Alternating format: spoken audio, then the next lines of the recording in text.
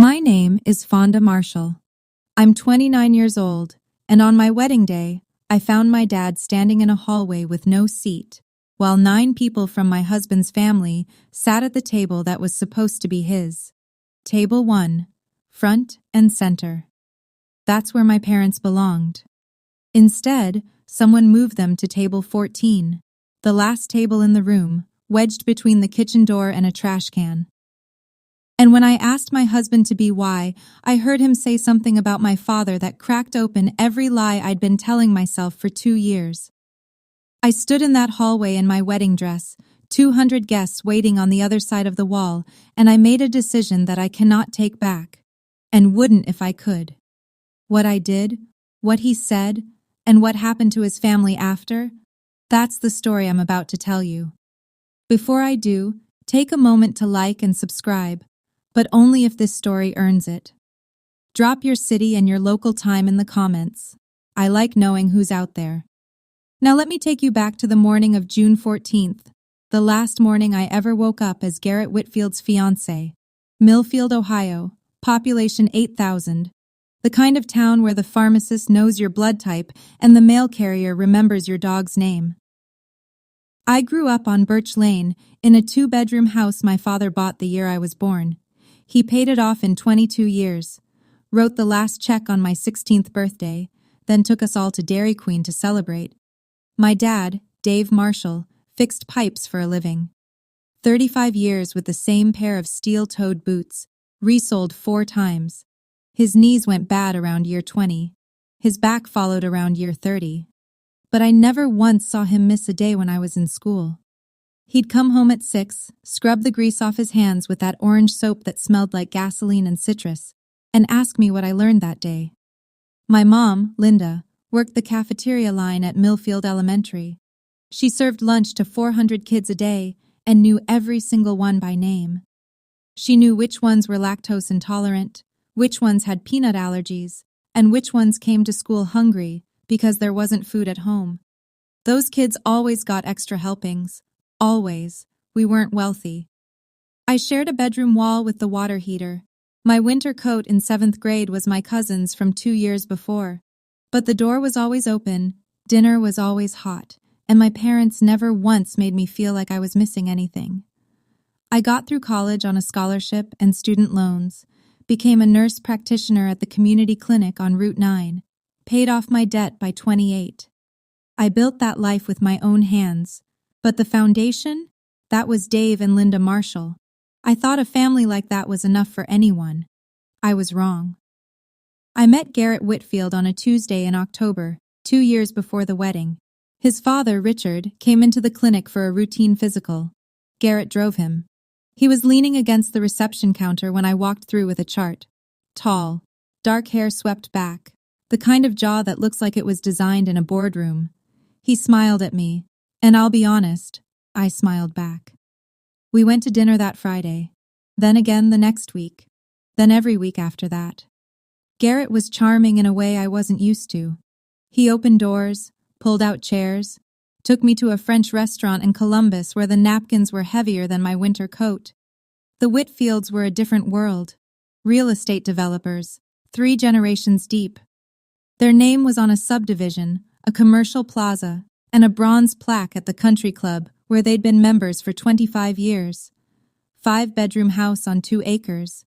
Richard ran the company. Garrett managed acquisitions. His mother, Constance, chaired the Hope Foundation's annual gala and sat on 2 nonprofit boards. The first time I met Constance, she wore cream silk and pearl earrings the size of dimes. She shook my hand, looked me up and down, and said, "A community clinic? How interesting." Garrett used to date the Harrison girl, Dr. Harrison's daughter over at St. Luke's. She smiled when she said it, the kind of smile that isn't really a smile. I told myself that's just how people talk in those circles. Stiff, performative. It didn't mean anything. Garrett squeezed my hand under the table and whispered, "She'll warm up." She never did. But by then, I was already in love. And love has a way of making you explain away the things you should be running from. Garrett proposed 14 months later, at the restaurant his family owned a stake in, a private room, candles, a string quartet, and Constance, sitting 3 tables away. Coincidence, Garrett called it.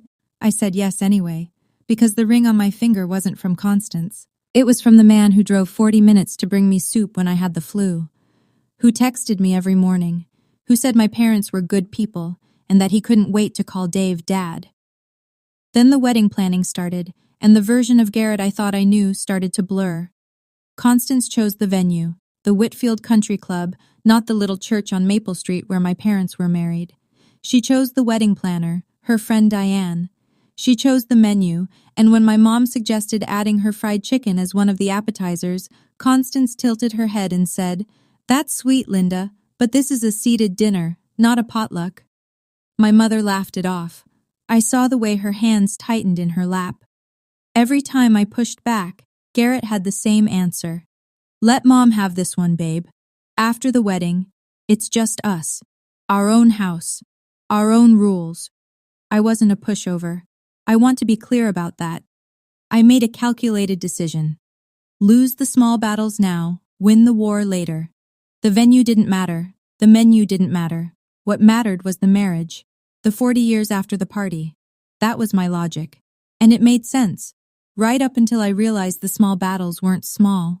They were rehearsals. Constance was testing how far she could push, and I kept giving ground. I didn't know it then, but the wedding day wasn't the war. It was the last rehearsal.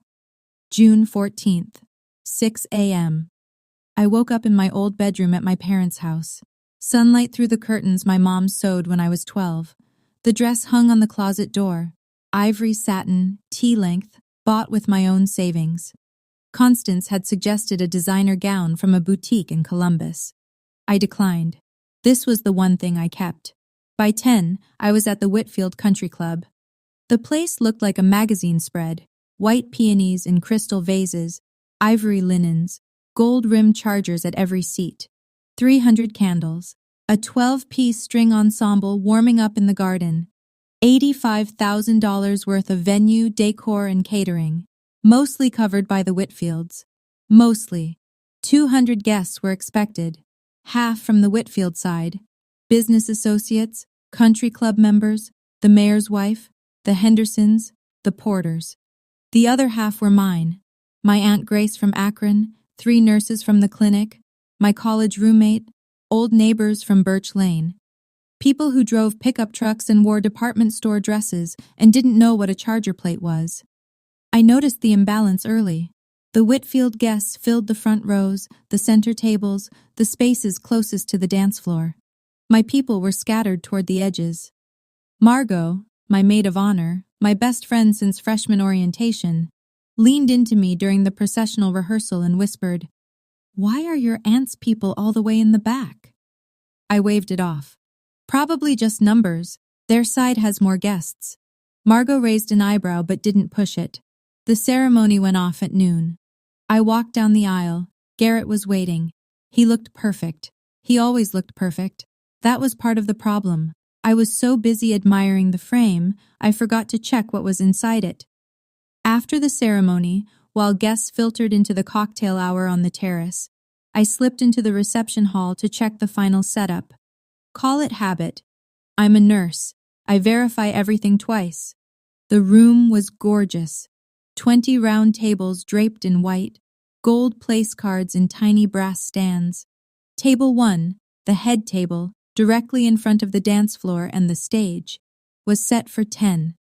That's where both sets of parents were supposed to sit, along with Garrett's grandmother and my Aunt Grace. I walked to table 1 and picked up the first place card. Gerald Whitfield, Constance's brother. I picked up the next one, then the next. Lydia Whitfield, Thomas Whitfield, Mr. and Mrs. Porter, Mr. and Mrs. Henderson, Patricia Whitfield Ross, Gerald Whitfield Jr., 9 Whitfields and their associates, no marshals. My chest tightened. I started checking the other tables. Table 2, Whitfield cousins. Table 3, country club members. I kept going.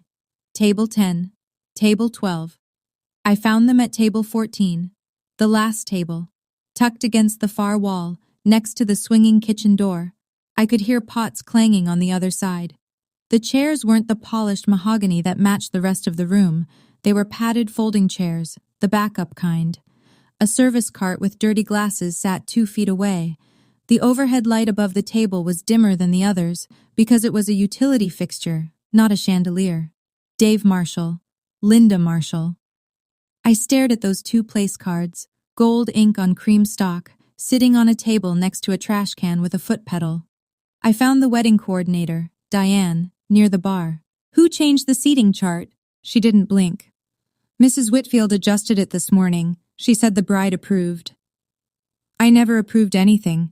I stood in that reception hall alone and did something I'd trained myself to do in the ER. Triage. Table 14, swinging kitchen door, clanging pots, folding chairs, a trash can with a foot pedal 2 feet from where my father would eat his daughter's wedding dinner. If I said nothing, here's what would happen. My parents would sit there. They wouldn't complain. My dad would straighten his tie, the one he bought in 2009, the only good one he owned, and he'd smile and say, "It's fine, sweetheart." My mom would fold her napkin in her lap and pretend she couldn't hear the dishwashers running 6 feet behind her head. And Constance would know. She'd know she could move Dave and Linda Marshall anywhere she wanted. The back of the room, the parking lot, out of the frame entirely. And no one would say a word. Every Thanksgiving after this, every Christmas, every grandchild's birthday, Dave and Linda would always be table 14. The people who didn't quite fit. The ones you seat near the service entrance so the important guests don't have to look at them. I thought about my dad's hands. 35 years of copper pipe and joint compound. He could rebuild a bathroom in a day. He saved 6 months to buy that suit. I thought about my mom's dress. She'd sewn it herself, altered an old one, added lace at the sleeves, replaced the zipper. I'd watched her work on it for 3 weekends, hunched over the sewing machine in the spare room, pins between her lips, squinting at the bobbin. These people fed me, raised me, drove through snowstorms to get me to school, and someone decided they belonged next to a trash can. I went to find Garrett. I thought he'd fix it. I thought he'd be angry on my behalf. I was wrong, for the second time that day. I know some of you watching right now are thinking about your own parents. Maybe yours were the ones who worked double shifts so you could have braces. Maybe they drove 3 hours to every school play.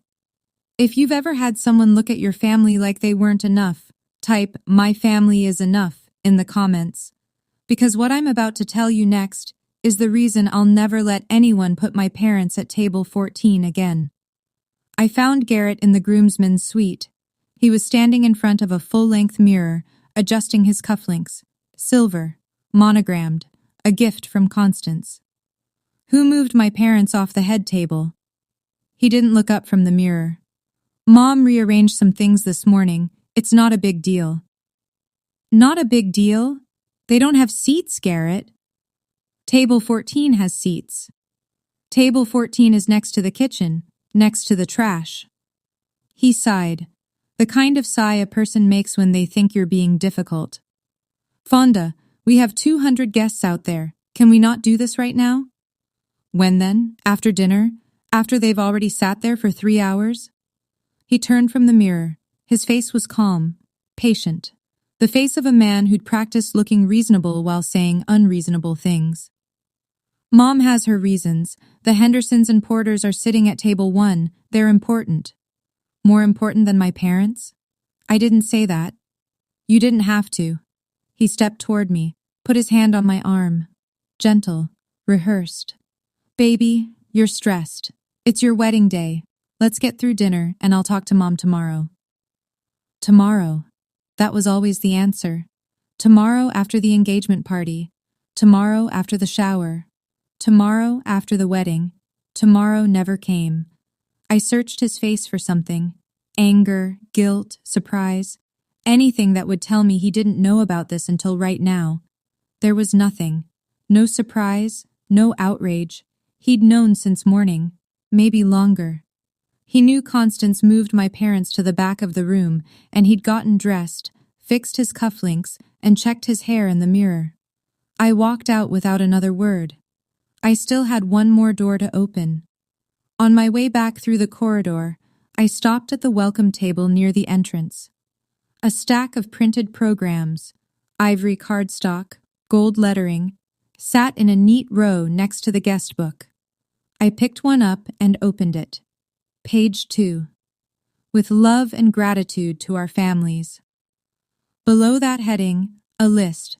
Richard and Constance Whitfield, Gerald and Lydia Whitfield, Thomas Whitfield, the Whitfield Family Foundation. 4 lines, all Whitfield. I flipped the card over, checked the back, checked inside the fold. Dave and Linda Marshall were nowhere. In the original version, the one I'd approved 3 weeks ago, my parents were listed first. With deepest love to Dave and Linda Marshall, whose sacrifices made all of this possible. I'd written those words myself. Constance had seen the proof. She hadn't objected. She hadn't needed to. She just waited until the morning of the wedding and had Diane reprint them. My parents' names, erased. Not just from the table, from the record. I found Margot near the bridesmaid's room, touching up her lipstick.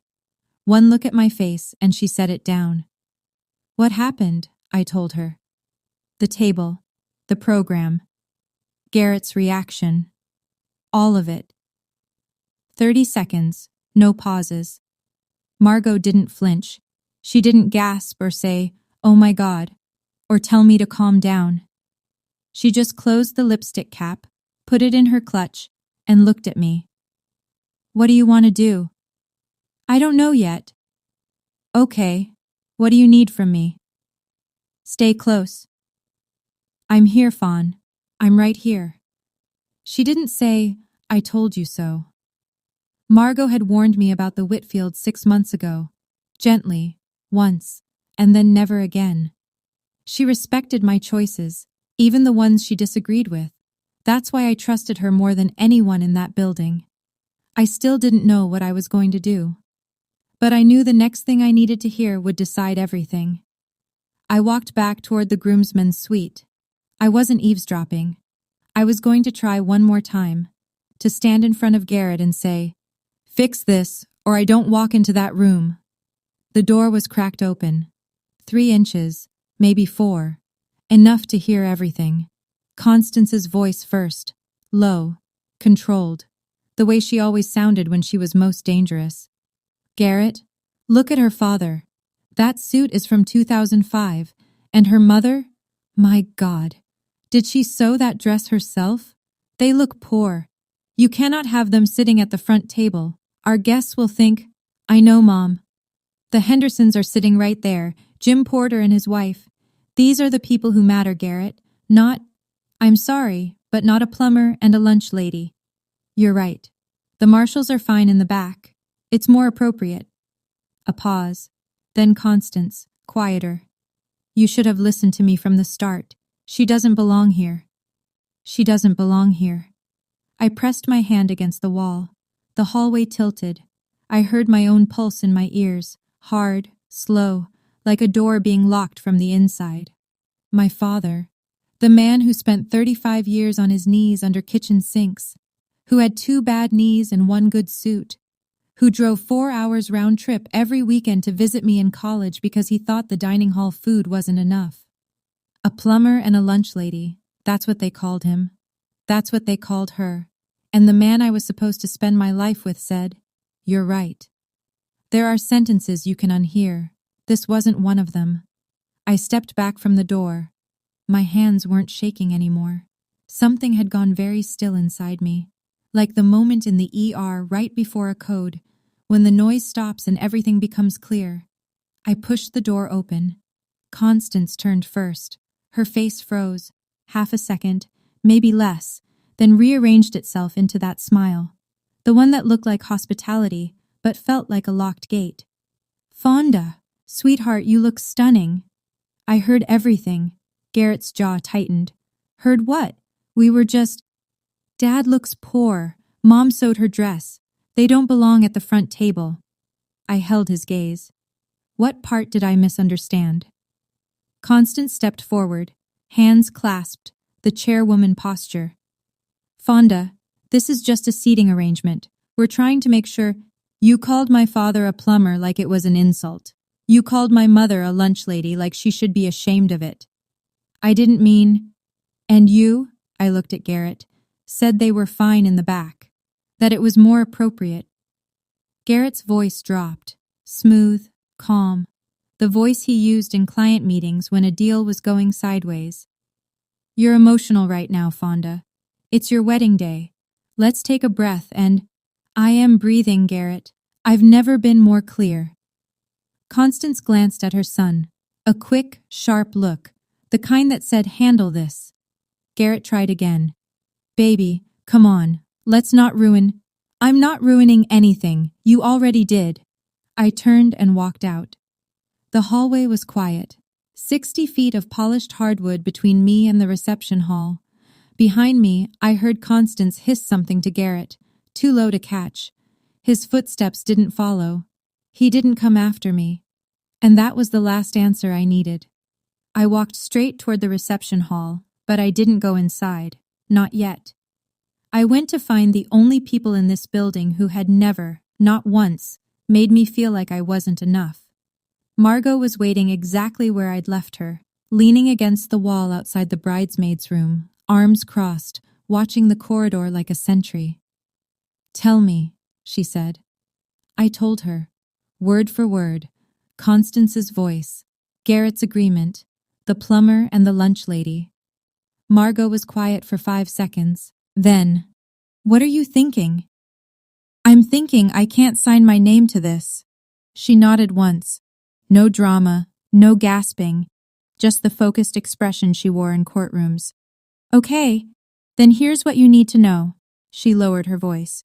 The ceremony is done, but the marriage license, you haven't signed it yet. Diane has it. The plan was to do the signing after dinner, remember? At the sweetheart table during dessert. I remembered. Constance had insisted on making it a moment. The bride and groom signing in front of guests, like a performance. So legally, you're not married. The ceremony was symbolic until that paper gets signed, witnessed, and filed with the county. No signature, no marriage, no annulment needed, no divorce, nothing. I let that sink in. The officiant's words, the vows, the rings, none of it was binding yet. The only thing that mattered was a signature on a piece of paper sitting in Diane's leather folio. How long do I have? As long as you don't sign. But Fawn, once you walk in there, once the toasts start, once Diane brings out that license, the pressure to sign in front of 200 people is going to be enormous. I know. So whatever you're going to do, you need to decide before you sit down. She put her hand on my arm, firm, steady. I'm your lawyer and your best friend. In that order tonight. Whatever you choose, I'm standing next to you. I found my parents at table 14. Dad was sitting upright, hands flat on his knees, the way he always sat when he was uncomfortable but too proud to show it. His suit jacket was buttoned. His tie was straight. He'd polished his shoes that morning. I could tell because they had that dull shine that came from drugstore polish and a kitchen rag. Mom sat beside him, smoothing a crease in her dress. She'd altered it herself, taken in the waist, added lace to the sleeves, replaced the zipper. 3 weekends of work. I'd watched her hunch over the sewing machine in the spare room, pins between her lips, squinting at the bobbin. A server pushed through the kitchen door behind them. It swung open with a bang, letting out a blast of heat and the clatter of stacking plates. Mom flinched. Dad didn't move. Hey, sweetheart. Dad smiled when he saw me. You look beautiful. Dad, I'm so sorry about… Don't. He held up one hand. I can sit anywhere, baby girl. This is your day. It's our family's day. He looked at me for a long moment. Something moved behind his eyes. Not anger, not sadness, but something quieter. Understanding, maybe. Like he already knew what I hadn't said yet. I thought about the $12,000 sitting in the catering company's account. My parents had saved it over 15 years. A little each month from a plumber's pension and a cafeteria worker's paycheck. It covered the catering deposit, every plate, every glass of wine, every dessert that 200 guests would eat tonight. Without that 12,000, there was no dinner. And Constance had put the people who paid for the food next to the place where the trash goes out. "Stay here," I said. "Both of you. I'll be right back." Mom reached for my hand. "Fonda, don't make trouble on account of us." "I'm not making trouble, Mom. I'm finishing it." The reception doors opened. 200 guests filed in, guided by the string ensemble playing Pachelbel's canon like it was a lullaby for rich people. I watched from the edge of the room as they found their seats. The Whitfield side settled into the front tables with the ease of people who always sat in front. The Millfield side shuffled toward the back, checking place cards, pulling out chairs that didn't quite match. The MC, Derek, Garrett's fraternity brother, stepped up to the mic.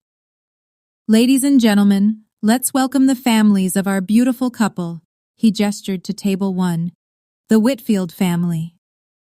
9 people stood. Constance beamed. Richard gave a modest wave. Gerald and Lydia clinked glasses. Applause. Derek paused, glanced at his card, moved on. "And now, let's raise a glass to love." No mention of the Marshalls. Not a word. From across the room, I saw Nurse Patricia, my charge nurse, the woman who trained me in the ER, walk toward table 14 with a plate of appetizers. She stopped, looked at the folding chairs, looked at the kitchen door, looked at my father. She set the plate down and came straight to me. "Fonda." Her voice was low, controlled, the same tone she used when a patient was coding. "Why are your parents sitting next to the service entrance?" "I'm handling it, Pat. That man rebuilt the plumbing in my house for half price when my pipes burst in January. He wouldn't even take a tip." "I know. So why is he sitting next to a trash can at his daughter's wedding?" "At table 1, mister." Henderson, Jim Henderson, Richard's biggest development partner, leaned toward his wife and said something quiet. She looked over her shoulder at the back of the room, then back at him, frowning. People were noticing. The seams were starting to show. The first course was served. Butternut squash bisque in white porcelain bowls. My parents' $12,000, plated and garnished with microgreens. Constance left table 1 and walked toward the bar, her friend Vivian at her side. Their path took them directly past table 14. I was standing near the dessert station 20 feet away, close enough to see, close enough to hear. My mother was adjusting the lace on her left sleeve. The stitching had come loose, 3 inches of thread hanging from the cuff. She was trying to tuck it under discreetly, with the focus of someone who didn't want to be noticed. Constance stopped, looked at Mom's sleeve, then turned to Vivian.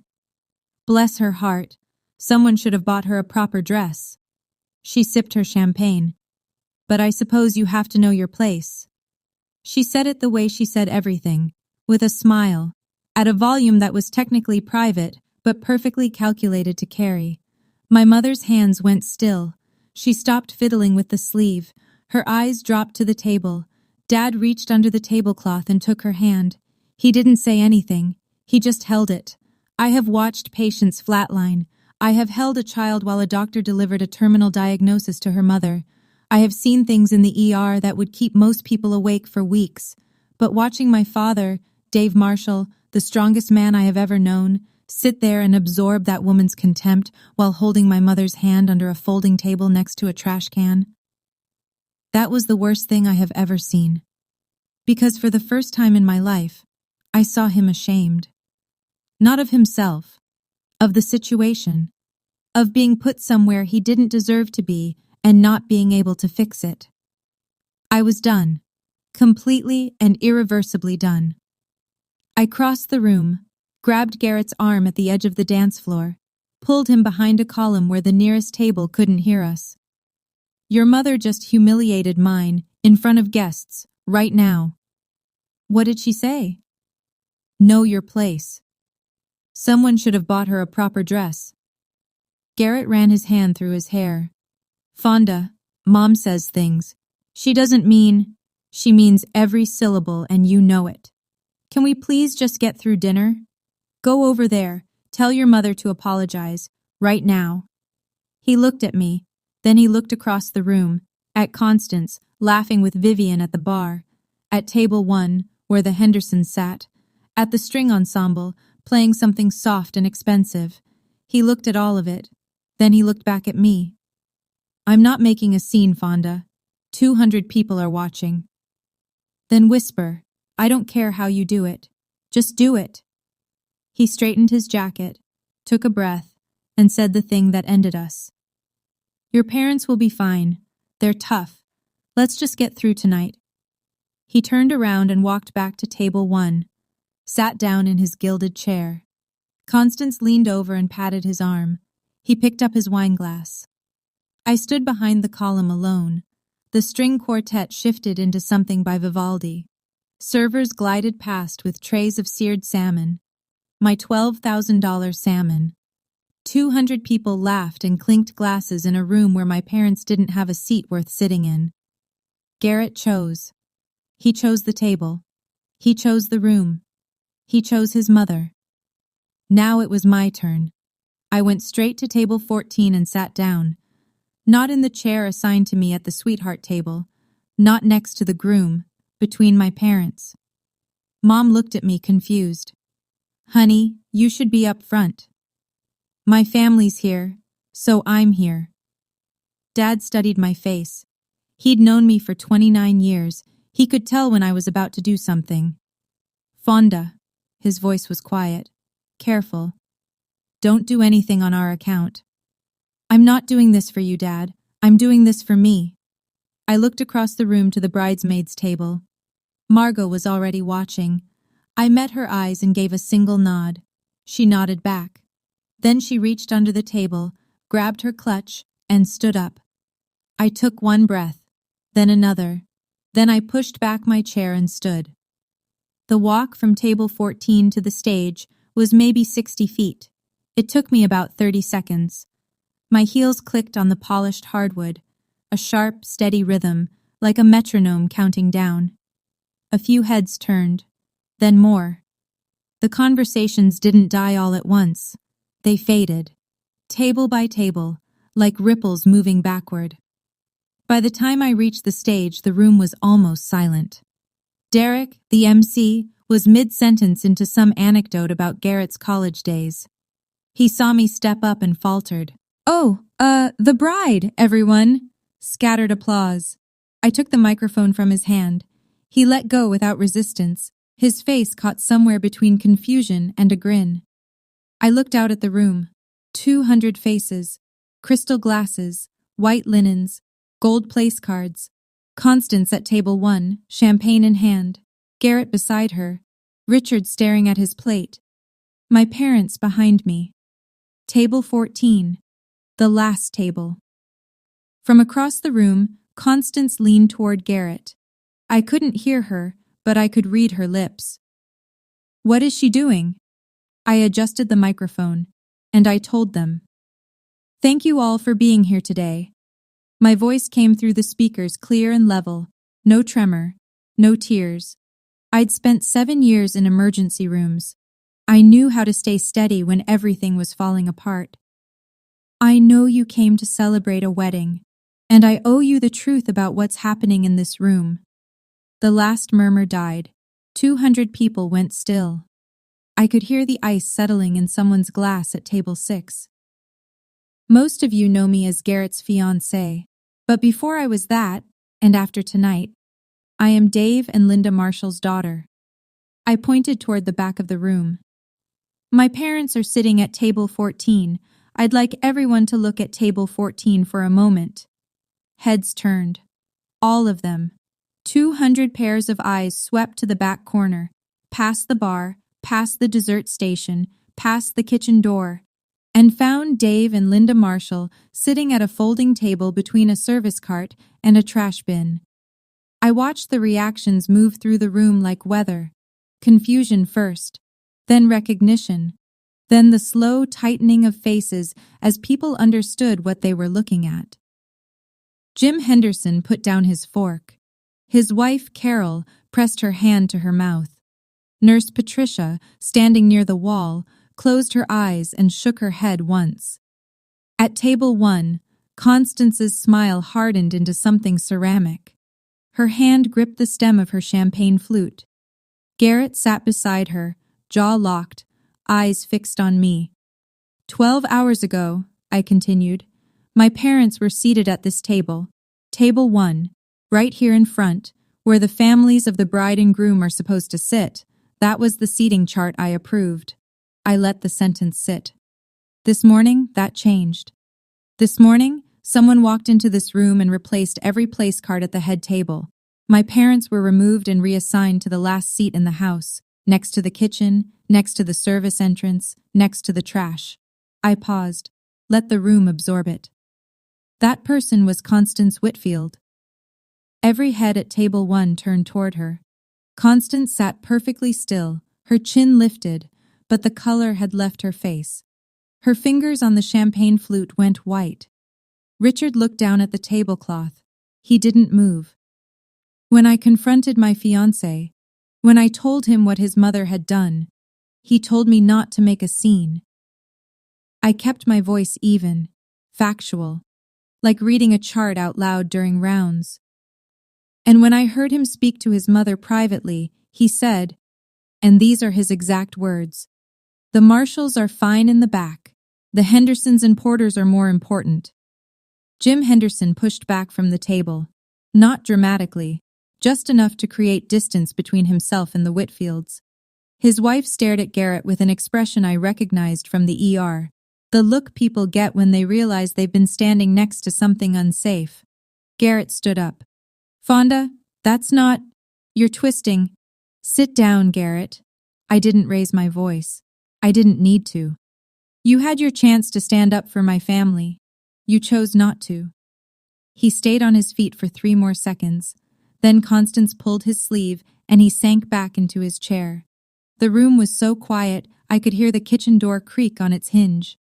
My Aunt Grace, sitting at table 11, put her hands flat on the table and whispered, "Tell them, baby." "Let me tell you about the people who were moved to table 14. I turned slightly, just enough to see my father in my peripheral vision. He was sitting upright, hands on the table, eyes fixed on me. My father, Dave Marshall, fixed pipes for 35 years.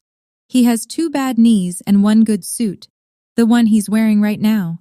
He saved 6 months for it. A woman at table 9 pressed a napkin to her eyes. My mother, Linda Marshall, serves lunch to 400 kids every school day at Millfield Elementary. She knows every child by name. She knows who's allergic to peanuts, who can't have dairy, and who comes to school hungry. Those kids always get extra.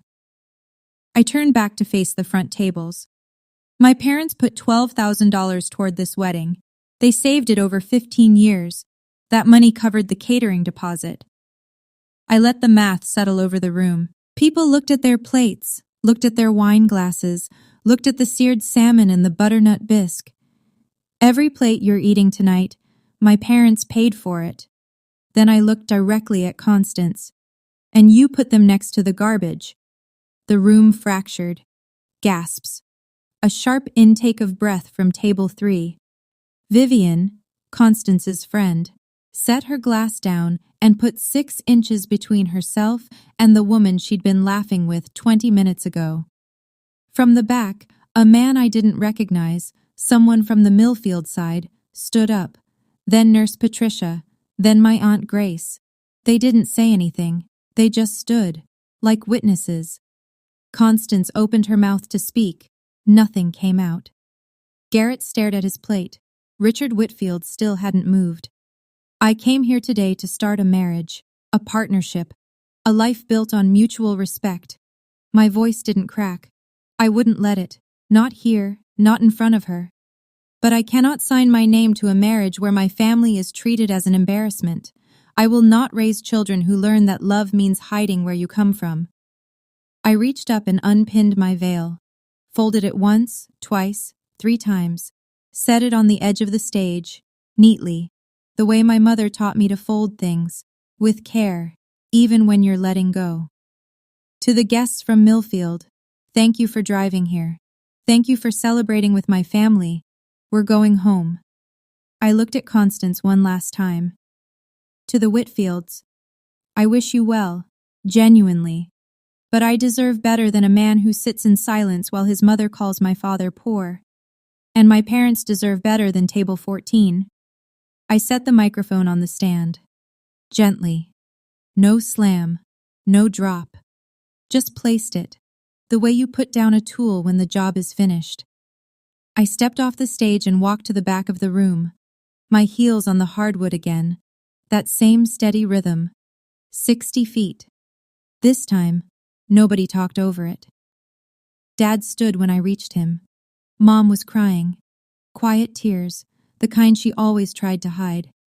I hugged them both, right there, between the folding chairs and the kitchen door. Margot appeared with my coat and bag. She'd already called a car. We walked out, the four of us, past the dessert station, past the string quartet, which had stopped playing, past 200 silent faces. Behind us, I heard Constance's voice, brittle and loud. She's lost her mind. And Garrett calling, Fonda! Fonda, wait! I didn't wait. The door closed behind us, and the last sound I heard was my own breathing. If you're still here, you already know why I did it. But I want to hear from you. Has anyone ever told you your family wasn't good enough? That your parents didn't fit in? Type, not table 14, if you know that feeling. And if this story hit close to home, share it with someone who needs to hear it today. Now, what happened after I walked out? That's where the real story begins. That night, I sat at the kitchen table in my parents' house. Same table I'd done homework on since 3rd grade. Formica top, chrome legs, a chip in the corner from when I dropped a cast iron skillet in high school. Mom made coffee. Dad sat across from me and said nothing, which was his way of saying everything. At 9:15, Margot called. The marriage license is still unsigned. I confirmed with Diane. She has the original document. It was never signed, never witnessed, never filed. So legally, you were never married, not for a single second. No annulment required, no divorce proceedings, nothing. You walked away clean. I exhaled. One knot in my chest loosened. There's more, Margot said. Under Ohio law, since you cohabited, he may try to claim some shared property. But your lease is in your name, and your bank accounts are separate. You're in a strong position. Okay. One more thing. He's been calling. 17 missed calls from Garrett, 3 from Constance, 1 from Richard. Block all 3. Already done. After Margot hung up, I sat in the kitchen for a long time. Dad had gone to bed. Mom was washing the coffee mugs, even though the dishwasher was empty. She always washed things by hand when she was worried. My phone was silent now. No more calls. No more texts alternating between, "Baby, I'm sorry," and "You humiliated my family," and "You'll regret this." I didn't need his apology. I needed him to have stood up 6 hours ago and said, "That's my wife's family. Put them back where they belong." He didn't, and I couldn't undo what I'd heard. Mom dried the last mug, set it in the cabinet, and kissed the top of my head on her way to bed. "I'm proud of you," she said. "Your father is too. He's just no good at saying it."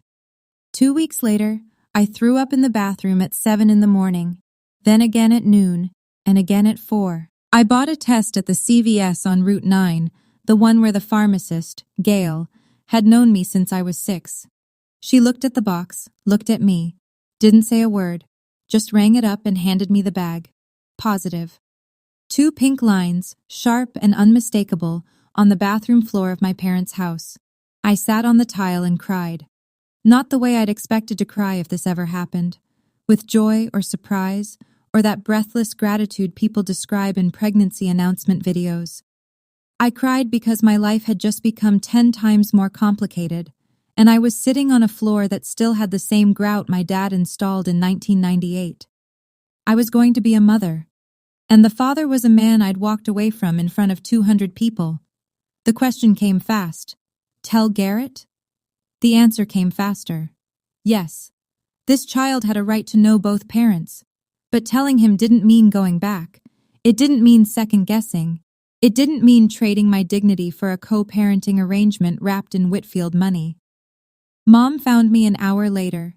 She came in for towels, saw the test on the counter, and went very still. Then she sat on the floor beside me. Cold tile, bad knees. She didn't ask questions. She just put her arm around me and held on. "You're not alone," she said. "You've never been alone." "I know, Mom. Your dad's going to lose his mind, in the good way." I almost laughed. Everything was harder now. But harder didn't mean wrong. And alone didn't mean defeated. Not when I had a mother who'd sit on a bathroom floor without being asked. I told Garrett by email. Margot reviewed every word before I sent it. 3 sentences. Professional. Final. "I'm pregnant. I'm keeping the baby. If you want parental rights, all communication goes through legal counsel." His response came in waves. The first email. "Come home, Fonda. We'll raise this baby together. We can fix this." The second, 4 hours later. "My family will fight for custody. You have no idea what you're up against." The third, at midnight. "You're making the biggest mistake of your life." 3 emails, 3 different men, pleading, threatening, predicting ruin, all from the same person who couldn't stand up to his mother over a seating chart. Then Constance called. She'd gotten a new number. Mine was blocked, so she tried the house line. Dad answered. I was standing in the kitchen doorway. "Mr. Marshall," Constance said, her voice perfectly measured. "I trust you understand that this child is a Whitfield. We have the best attorneys in the county."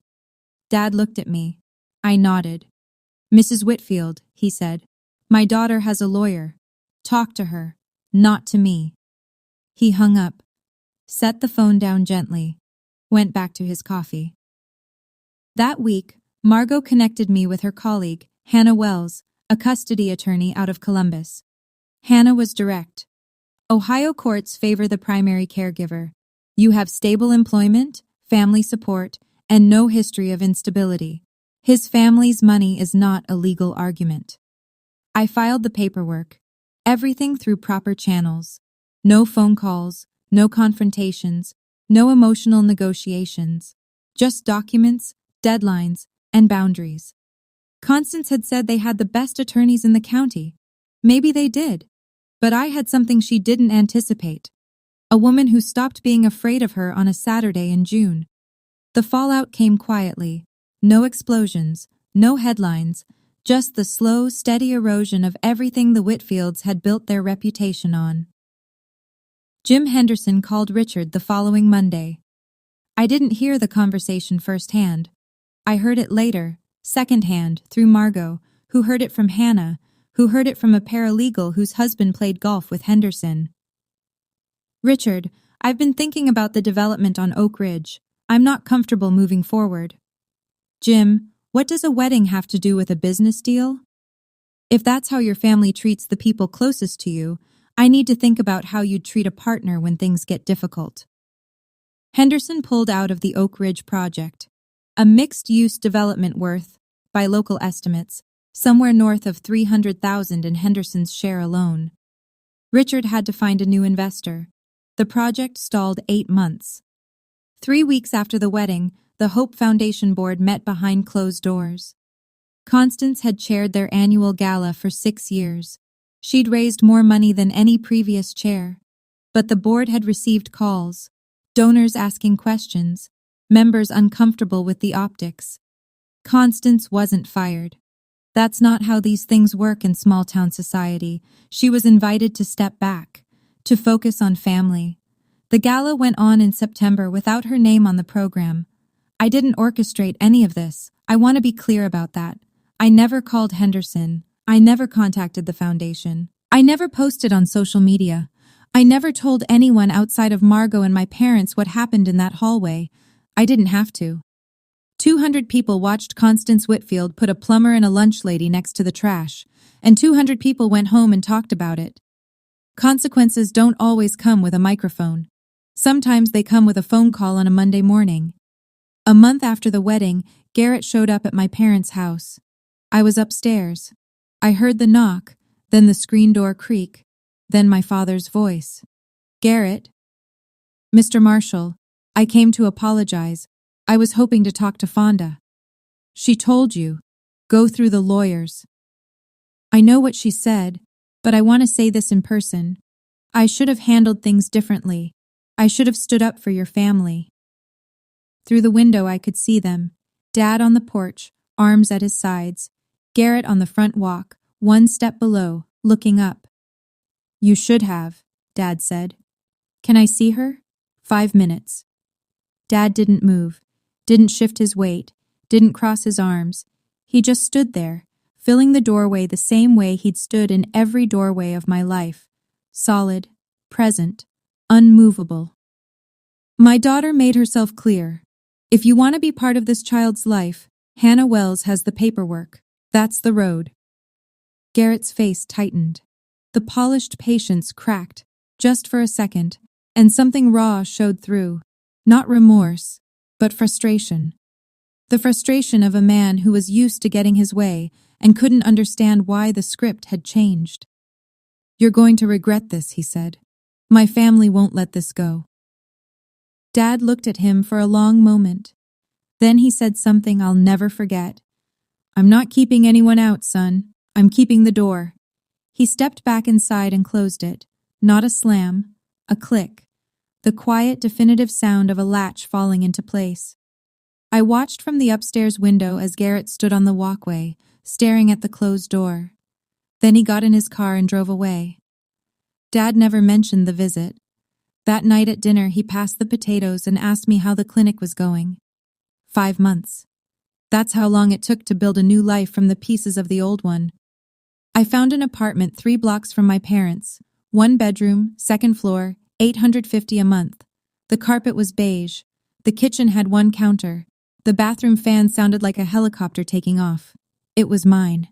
Mom came over with a measuring tape the first day. By the end of the week, she'd sewn curtains for every window, blue gingham for the kitchen, white cotton for the bedroom, yellow flannel for the room that would be the nursery. Dad showed up with his toolbox on a Saturday morning.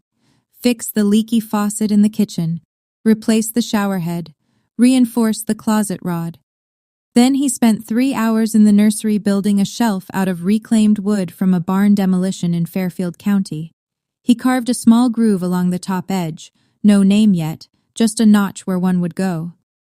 I dropped to part-time at the clinic during the last trimester.